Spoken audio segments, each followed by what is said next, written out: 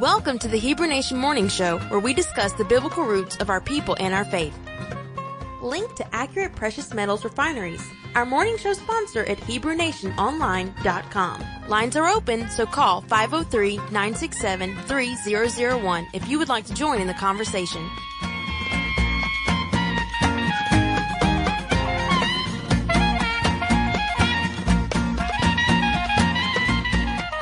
You can also chat with us online in the morning show chat room at HebrewNation.net.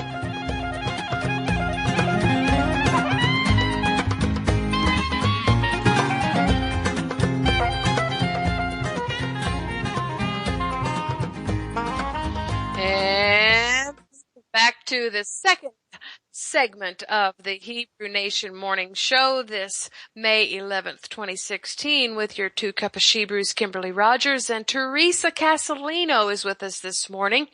And we're now, as I said, in the second hour. I want to ask all the parents in the audience to be warned that in this show we're going to talk about something that's kind of, how shall we say it, Teresa? Delicate? Delicate. Yes, that's a very delicate thing. We have with us today Tyler Dawn Rosenquist. Now, she's been on with us before, and you probably know her through her ministry at ancientbridge.com, or theancientbridge.com, sorry. And she's written some books, and we've had her on before, and she's also a part of Rico Cortez's team, and she's here to talk about a very personal, private problem that affects women. And now, when I bring this subject up, you're going to probably be shocked that this is a problem that women have. I'm talking about addiction to pornography. And so if you have little children in the room, you may want to scoot them out and, just to protect their ears. Good morning, Tyler Dawn.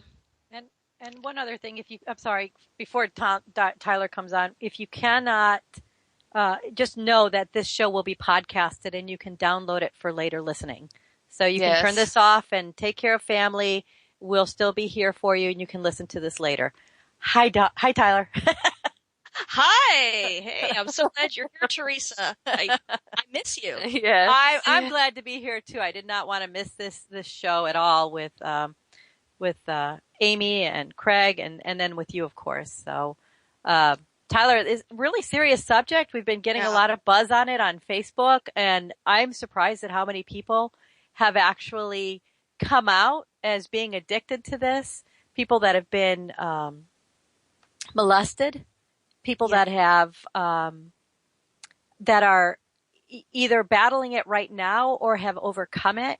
It's been a really super quiet subject, but you came out and talked about this earlier, so I thought you have something to talk to us about, and I think other people will appreciate it because it needs to be brought into the open, into the light, in order for us to deal with this so that people can become healthy. And Tyler, before the show, I asked you if you were going to be okay talking about this, and what was your response? Yeah, I'm going to ditch you right now because you're just going to have to talk about it alone for the next hour. I said, actually, I have to be okay to talk about this, and this is not the first time. I'm a writer, and I've written about it before, and actually now that I've really come out, I mean that in the best sense. In Dina Dye's new book, Dina came to me months and months ago because of some issue, and she had no experience whatsoever with pornography. And I said, well, I do. And so we went over it, and it turned out her asking me to write a little blurb for her book that just came out, which is a great book. It's The Temple Revealed in Creation, A Portrait of the Family. I'm going to mute my mic, and I'm going to cough. Okay. Okay, you didn't want to hear that. I was telling the ladies that instead of eating yogurt this morning, because I knew I was going to be on the air, I ate cream cheese instead, which was a really great substitute. Yeah. Anyway, yay for the lactose intolerant. So in Dina's book, it comes out, and I'm very, very frank about my background. And I don't want you to get the wrong idea about my parents, and I'm going to cough. But because there was no pornography in my home, my father didn't have magazines. Mm-hmm. Okay, it's not like there were posters up on the wall. And this was during the 1970s, and it wasn't on television either, and there was no internet. I mean, really, if you didn't bring it into the home, it wasn't there. But when I was 7 or 8, I can't remember which, my father was working up at a mining camp in Quebec when we were living in Canada. And they had barracks there because people had to live out at these bush camps that they called. And way out in the wilderness, guy had a calendar on his doorway. I would have to pass it to get to where we were sleeping.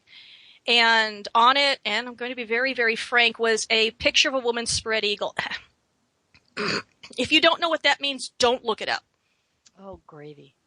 Do not look up anything. No, don't look up anything that I'm talking about. If you don't know, just keep it that way, because I wish I didn't know. And I didn't know anything about sex.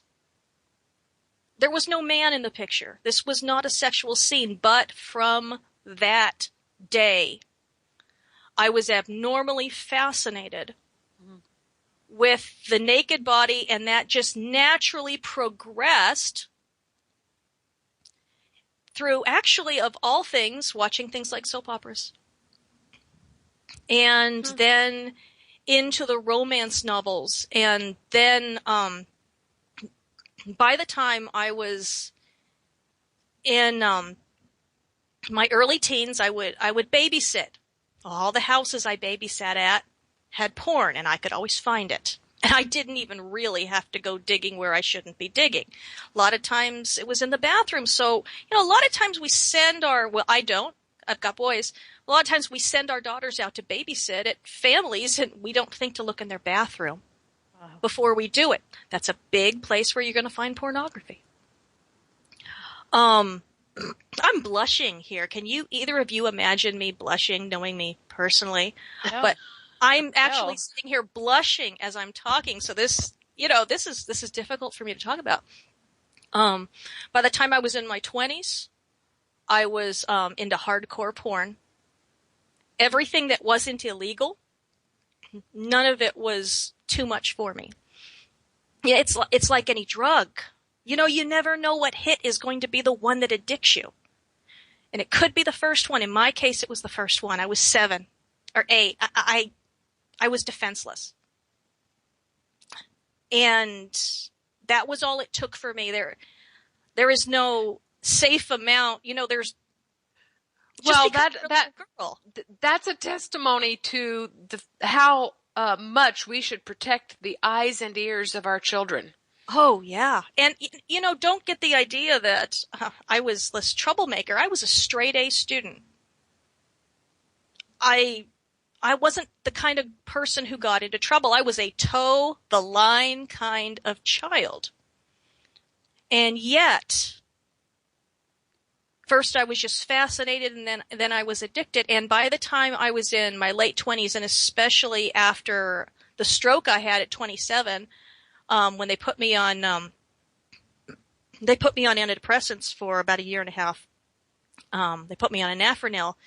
It depleted my moral center. I'll put it that way. And things that were unthinkable before, all of a sudden, step by step, they became less unthinkable. And I was writing pornography on the internet. And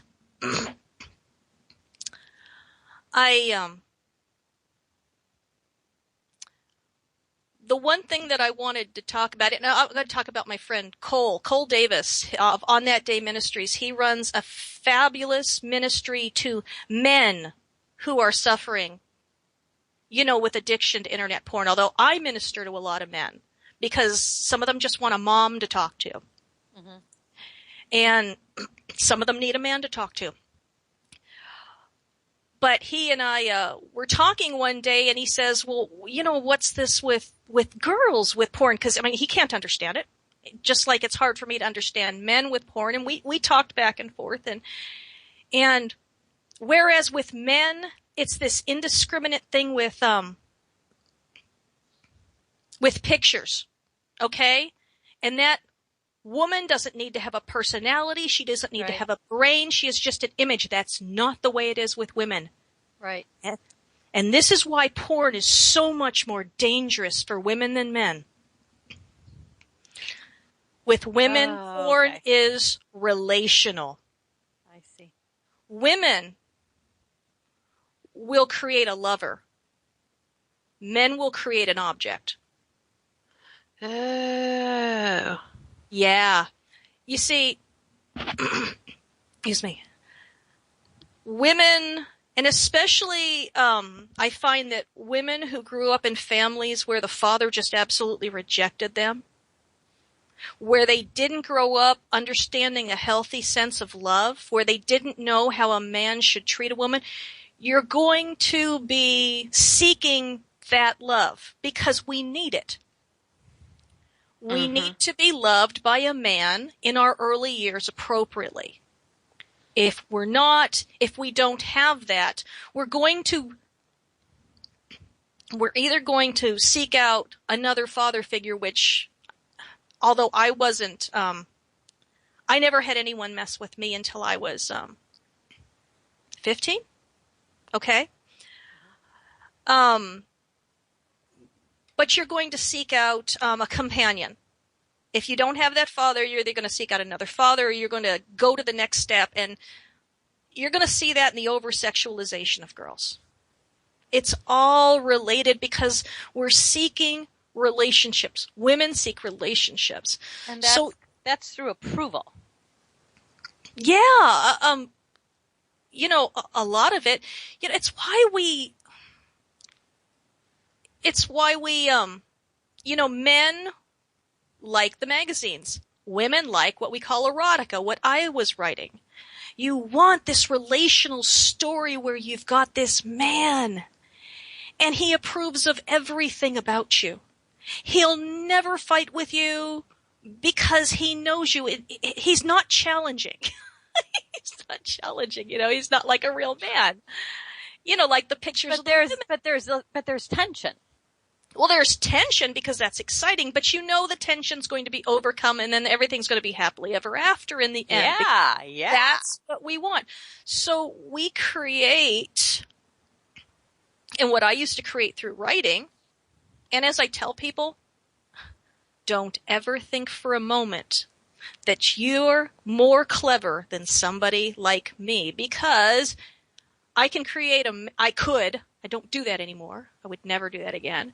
I could create a man that would be the answer to your every need and would wrap himself around your soul. Okay?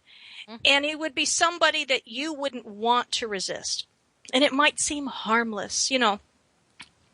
Well, we have that in all the movies. Yes. I mean, and you know, I have friends that watch Hallmark movies, and I don't want any of them to be angry at me for saying this, but I can't hardly stand those movies. Not only are they formulas, you know, you plug this name in here and that name in there, and then you got a new movie, but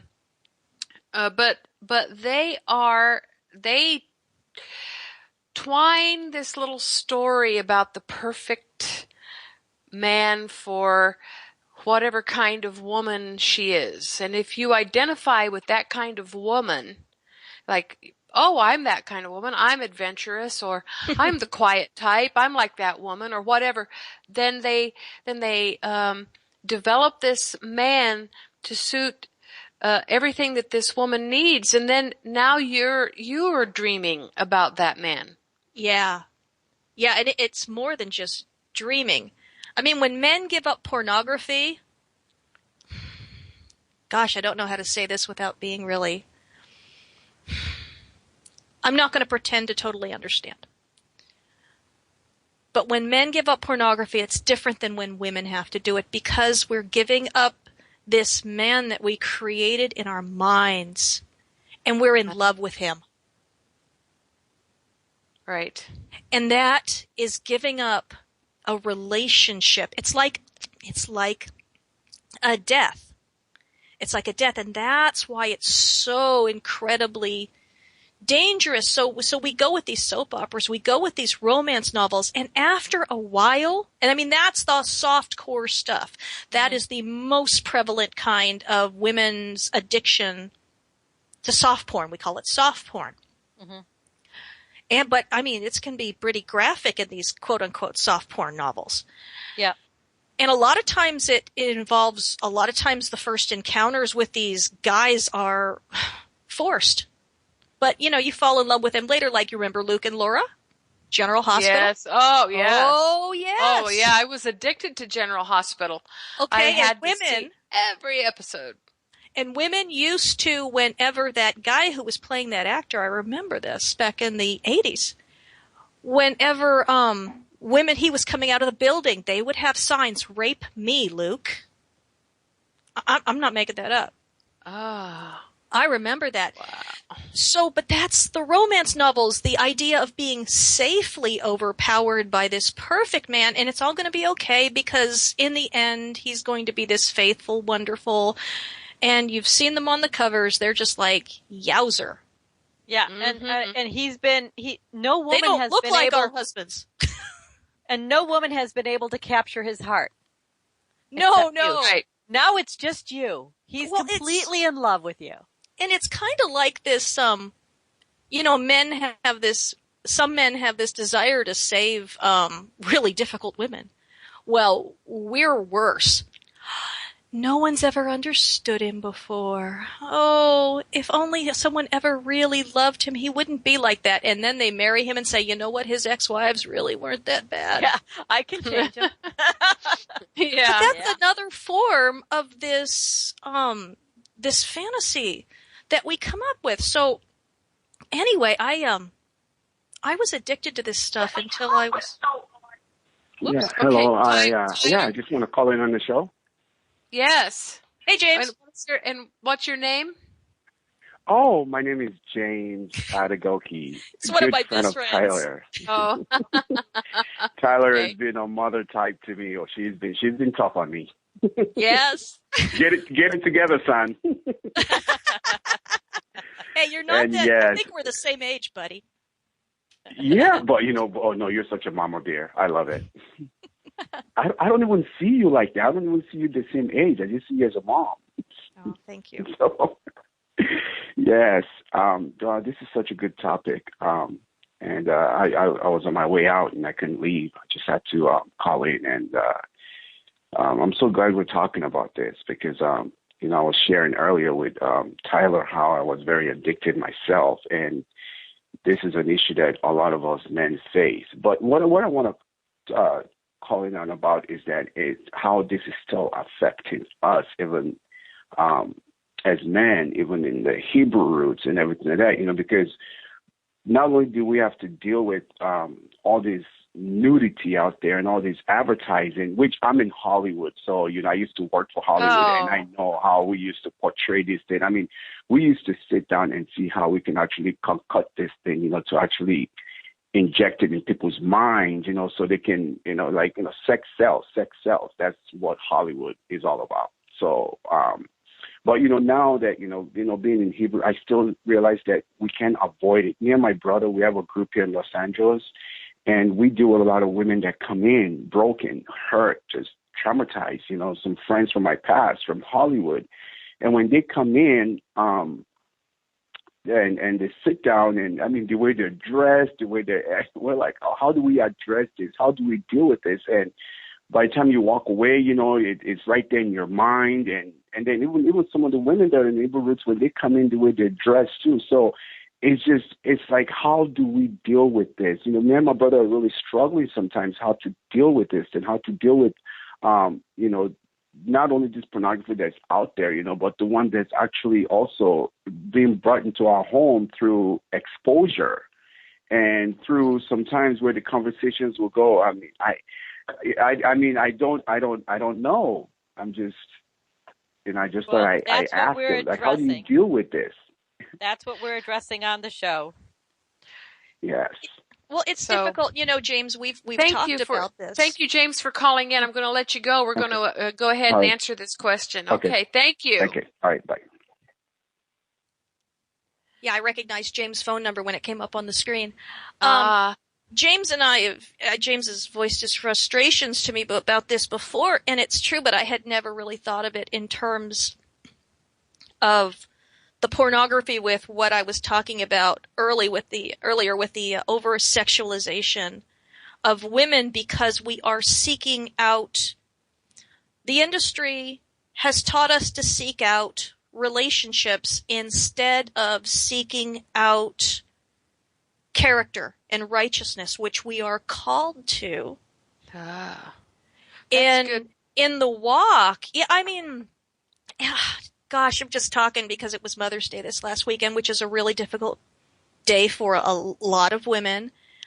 And so I ended up talking to women who were single. And it's difficult to be a single woman within the movement or within any religious movement, because it's looked at like a disease, because we are taught out to seek relationships with men primarily. Whereas in Bible days, that's not the way it was. Your father would get together with a guy's father, and they would say, okay, let's join families and be in covenant with each other. Right. And our children will marry. This is an honorable match. This is good for my daughter because you have an honorable family, and she will be, married to an honorable man. And the other guy's going, your daughter is a very modest young woman from a good family. This will be an honorable match. It'll be good for both of them. The kids would both be happy. And then they would live the rest of their life fulfilling the roles of being honorable. Of course, our society doesn't work that way, and we have been trained as individualistic people, not community. You okay? Yes. This is what you're saying is very important, because from the time of the Middle Ages, the time of Tristan and Isolde, it used to be that's how it was. Marriages were made by matching. Mm-hmm. And then we went into this romantic period, and we've never really gotten out of it. And the romance, right? The romantic period started with the old, very, very ancient story of Tristan and Isolde, and we have taken romance to such a level of that it's the only thing in our lives that will satisfy us, according to, the way that it's handled in our culture. So what is Tristan and Isolde? It's ancient porn. It is ancient, because it was designed to appeal to a woman's sensibilities, and it changed the way women thought. It's Arthur and Guinevere. It's the same, time period, the same kind of thing, where now we're not doing this according to honor. We're not doing it for anything except that we want to fulfill our lusts. And that's really what romance is all about, is the fulfillment of lust. It really is. It really is. And it's not as if falling in love and getting married is entirely bad. I don't want anyone to get that idea, because the barn door's open. We can't close it. We can't go back. And when people do try to go back to that, generally it results in the oppression of women. We're out of time. We're going to have to come back in the second segment. Everybody stay tuned.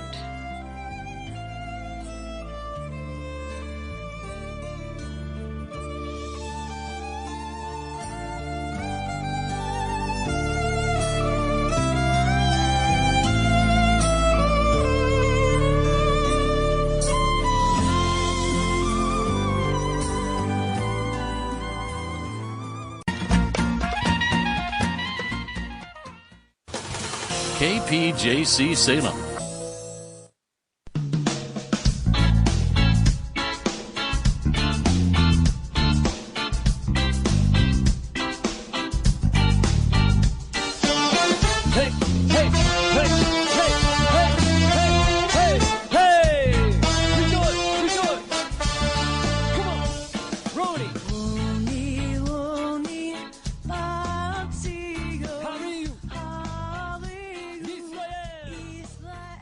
Welcome back to the last segment of today's Hebrew Morning Show, Hebrew Nation Morning Show, with me, Kimberly Rogers, and Teresa Casalino, and our guest, Tyler Don Rosenquist. You were talking about romance, about how romance oppresses women, and during the break, I said that's because it sets up in women and also in men, Tyler, an expectation that, the other sex, the other gender is going to be something that they cannot live up to. No, we can't live up to each other's expectations because of being set up by our culture over romance. Now, before we get started back into this, I want to let everybody know this is an adult conversation and not necessarily for children. So if you got little children in the room, you might want to scoot them out. Go ahead, Tyler. Yeah. One thing I haven't mentioned is I'm almost 47 now. I was delivered of porn addiction when I was 33, actually when I was baptized on the 4th of July in the Snake River in Idaho. And I came out and I knew something was different. And then 4 days later, I realized that I hadn't had the horrible images in my head 24/7 for a few days. Wow. But, see, I lived for 4 years as a believer with 24/7 of this in my brain. And I know I'm not the only one who can relate to that, because I've talked to men and women both in private messages and in person where they talk about the same phenomenon, and it's horrible once you're a believer having this in your head. But I wasn't tempted to look at the porn anymore after that. However, and tying into the whole thing with the object, what did you call it? I'll say it's dehumanizing to men, oppressive to men and women. The hard thing is the bad expectations that we have. Yeah, the bad expectations. See, just because you're not looking at it anymore doesn't mean the stuff's not in your head. That actually has to be delivered out of you. But even after that's out, the hardest thing to give up is this idea. And I'll tell you something, you run to it when you're stressed out. Mm-hmm. You run to this man in your head who is always there for you, always says the right things, always perfect. And there's your poor husband at home who's just a human being who doesn't look like Boromir from Lord of the Rings. Right. Yep. I'm sorry. He's so cute. Isn't that terrible that you will find yourself lying in bed and next to your husband, your lover, and you're thinking of someone else? Yeah, right. Well, it took, actually, I'll tell you something, that went on for years after I was delivered from the porn. Okay. It was dehumanizing to my husband, and It wasn't his fault. He wasn't doing anything wrong. It's just I had conditioned myself to go to this person whenever I was stressed out. And I had twins, one special needs, so I was stressed out a lot. Yeah. Plus, but something changed when I learned about taking vows, and I want people to hear this. Everyone goes back on promises. But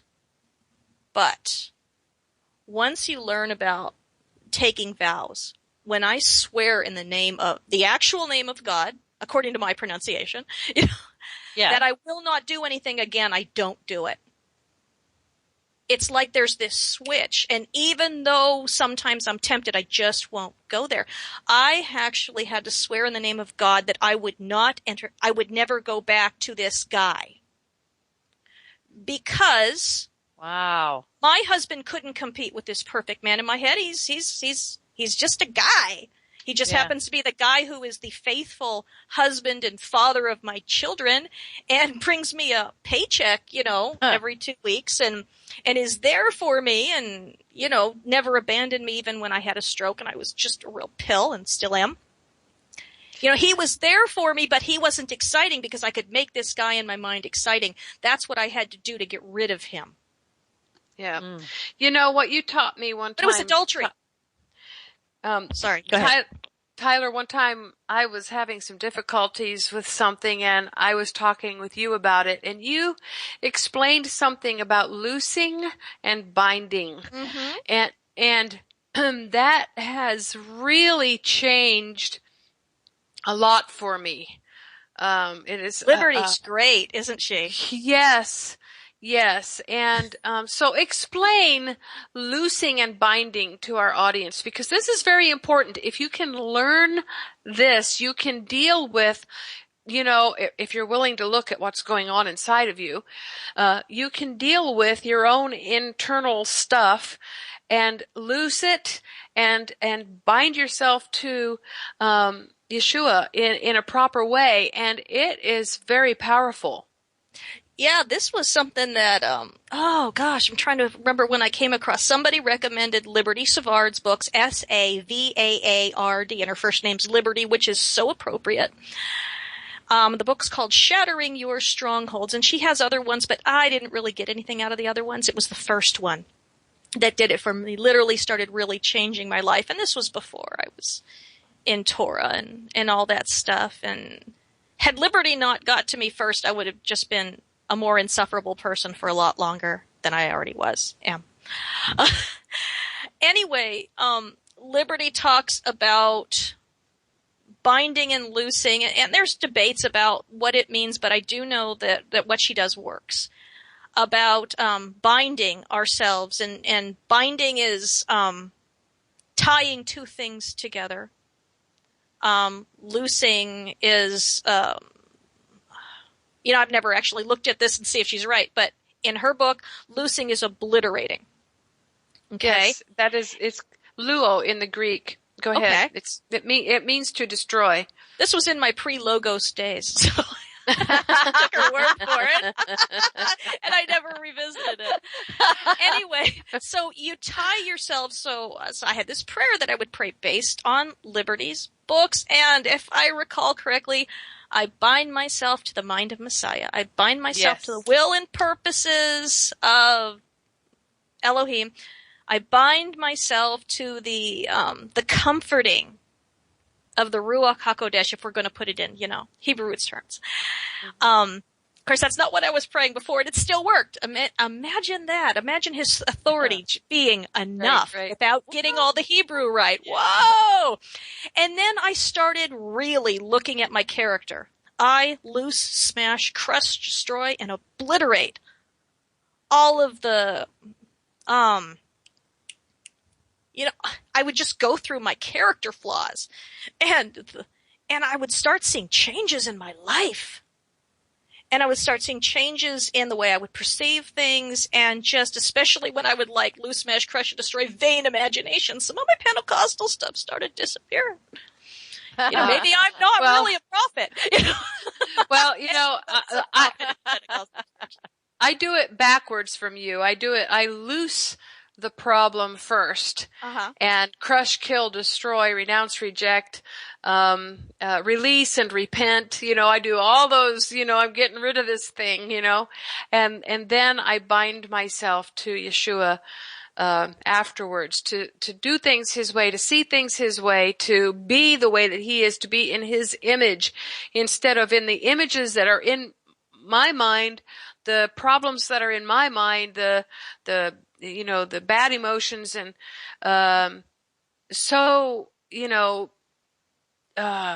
you get bound up inside, and this, and I found that this does work, but, I want to get back to something that James was talking about. And there's something more to than just, how women, approach men, and, how women, dress and so forth in assemblies. That's another whole topic. But one thing that I've noticed in the Hebrew Roots community, everywhere I go, the men want to hug the women, or the women want to hug the men. They seem to want to just glom onto each other, and it drives me nuts. I believe that that is inappropriate touching, and between men and women. And I wanted to get your thoughts on that. For me, it would depend on who it is. There are people that I am close with. You know, Rico Cortez, he is like my brother. Ryan White, he is like my brother. I mean, I'm not talking about just in the Lord. Matthew Vander Els, Nathan Mancuso, Chris Pope, Joel Sanchez, you know a lot of these guys that I'm close with. To them, seeing them is like seeing my literal brother. I love them. I never get to see them. I want to hug them. I want to, Matt Napper, when I go down and see him, I want to hug them and love on them. But just random guys, I don't know. It depends on the kind of vibe I'm getting off of them, but if I've known them for years on top of that, maybe. Yeah. Yeah. But I've always just been a huggy person. I think that we've got to respect people's boundaries. Big time. Yeah. I wouldn't want to, Well, porn hug somebody who doesn't like to be hugged. Right. Porn is a very big boundary pushing thing. I mean, it does not have respect for boundaries. One of the very first, in fact, the first thing, even before I saw that I needed to keep the Sabbath, when I first started reading the Torah, was about images. And I 99.9% of all Hebrews disagree with me on this. But Yeshua said there in Exodus 20, don't make images. That's a whole sentence by itself. It doesn't have any prepositional phrases, that say so that you won't bow and worship and so forth. No, it's actually its own sentence. It's an instruction on its own. But because there are images around you, don't bow to them and don't worship them. It's not that don't make images so you won't do that. You just don't make them, period. Well, that's when I started to realize that a world without images would castrate Satan, because it's the only way that he has to copyright. It's a copyright issue. You guys are all into legal stuff. The Lord said he's got a list in Deuteronomy chapter 4 of things we're not to make images of, and why is that? It's a copyright issue. He owns those things, and you're not allowed to copy them. But Satan gets us to copy them and plaster them on billboards and on commercials in TV shows, and from there it's just an easy slip right into pornography. Perhaps I wouldn't go that far. Certainly there are many things that, when David received the Tavnit, the blueprint for the temple in 1 Chronicles 28, he received the blueprints for the two cherubim who were beside the ark on either side. Those are images. They're carved beasts. But they are not in the list of things that the Lord said don't make those. But here's the other part of this. Because I recognize what these images do to men. When I go to, I do Beast Watch and news every day, and I look at these images going down the side of the dailymail.com or jpost.com.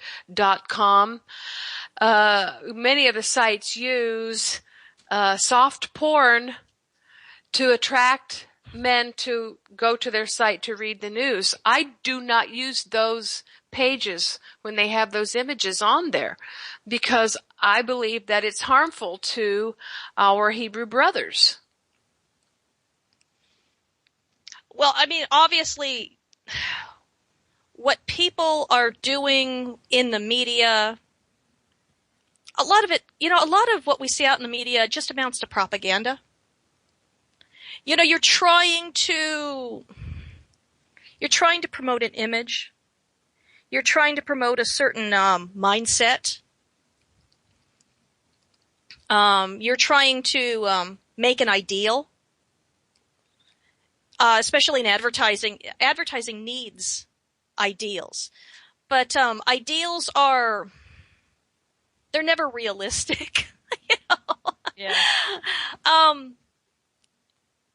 Like but, you're going to drive a car through New York City and nobody else is driving on that road. Yeah, okay, let's take a woman like me. Okay, you guys have seen me. As a matter of fact, I have it on good authority that a certain Hebrew roots teacher revived last year. After he saw me, first thing he said to another guy was, "Oh my gosh, have you seen Tyler? Because I am 5 foot nothing." I mean, I'm loud, so people don't think I'm really as tiny as I am. But, I'm tiny. I'm no great beauty. I've got a squashed nose. I'm me. I've got long legs and a short upper body. Right. And there is no way on this earth that I could ever look anything like any of the things in the media. There's just no way. There's no way I could measure up. So the only way I can measure up is by dressing like them. Ooh, and no one wants to see that, by the way, at my age now. Anyway, whether they wanted to see it when I was 20 or not. Everything is so dehumanizing and everything is so... But I want to go back with the women. Because women with porn, it's all about exciting the imagination, creating an atmosphere, creating a relationship, creating a mood, creating an unassailable relationship in your mind that can't be destroyed by anyone except for the person who has the relationship. It's the safest relationship on earth. Right. Oh, because he's never going to leave you. And if that isn't idolatry. Well, he's never going to leave you. He is never going to disapprove of you. When you totally change your life, he's going to go along with you. Hey, honey, that was a great idea. You're so smart and hot. Mm-hmm. Right. Nobody can compete with that kind of thing. And at the same time, the woman isn't being challenged to change anything. She can be exactly who she is. She doesn't have to change for this man. This man thinks she's perfect. And what does that breed in the husband who sees clearly that she's not perfect? Resentment. Mm-hmm. Why can't you be more like this guy in my head? Right. Why can't you sweep me off my feet every night like this guy does? Why aren't you actually, my husband and I, neither one of us remember hardly birthdays or anniversaries. We're just both hopeless. But we're both hopeless. Okay. And neither of us care. Actually, we did celebrate our 25th wedding anniversary last month because we made a concerted effort to remember what day it was. Oh, that's funny. Had to remember. This is a good one to remember, honey. let's we haven't been alone since 2007 because, we've got a special needs child. And so he's 15 now. Let's go somewhere. Woohoo. So we went to a museum and I taught ancient Near Eastern context in the museum to the people who were standing around. Anyway, that's my idea of a good time. Anyway, so, but it's not realistic. It's adultery, no matter what we want to paint it as. These men in the soap operas, and we're having these, vicarious relationships. Yeah. With men. We're having an unchallenging relationship, just no different than the guy with the woman who's in the magazine. His relationship might only last, Do you think it's breaking covenant? It's certainly, well, I mean, I'm writing my next children's book right now. Oh, I wish I hadn't brought that up right now. But anyway, okay. I'm teaching the kids about love in the Bible. Love. What is love? Mm-hmm. It's a very specific word, and because I haven't slept in 3 days, I can't remember what it is. It's chesed. Sorry. There you go. It's chesed. And chesed is not ooshy gushy mushy love, which is what we all seek out. Well, I don't anymore. But I was for, you know, many, many years. It's the mushy-ooshy love that we are trained to seek out in these dream guys who probably aren't like that with their own wives. I guarantee you they're not. Okay. Do you think it's breaking covenant? Yeah. When people fantasize? Because chesed doesn't mean ooshy-gooshy love. Chesed means loyalty. Right.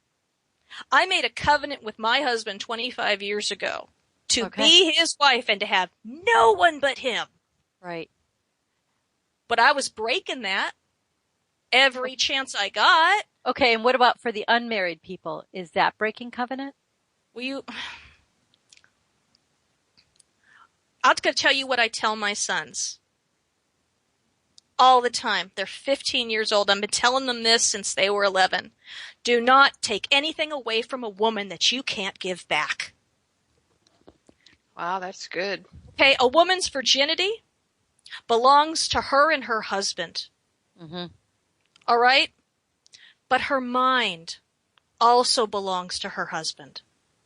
That place of intimacy in her mind belongs to her husband. And when she is sharing it with another man, and I mean, don't think I don't know how it happens. Don't think I'm not commiserating. Don't think that I am even judging, because I don't dare. Yeah. I'm only free right now because God freed me. It wasn't because, I'll tell you, I fought hard, but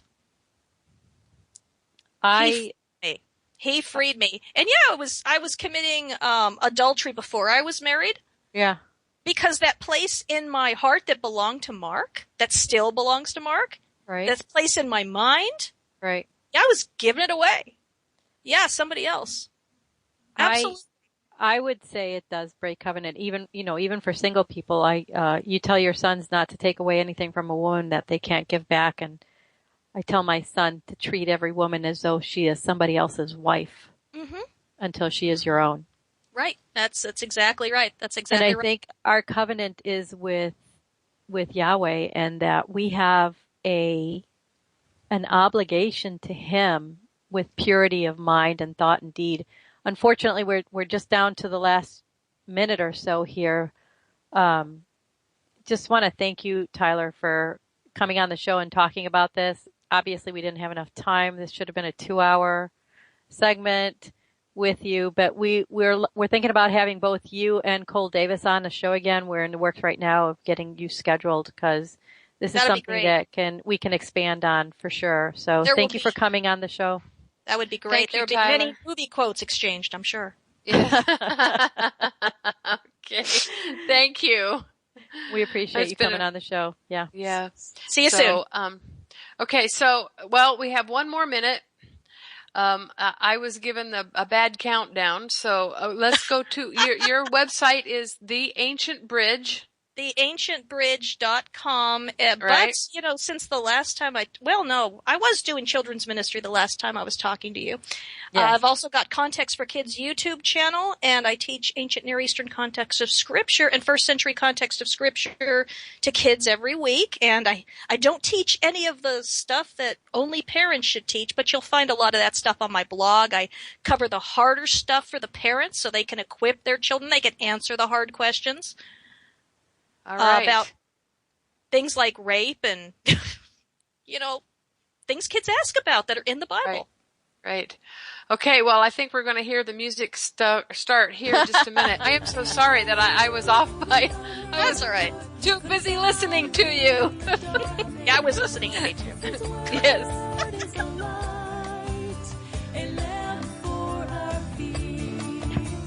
His light now shines, the darkness must flee. The darkness must flee from the living word. His light now shines, the darkness must flee. Yeshua is the light of the world.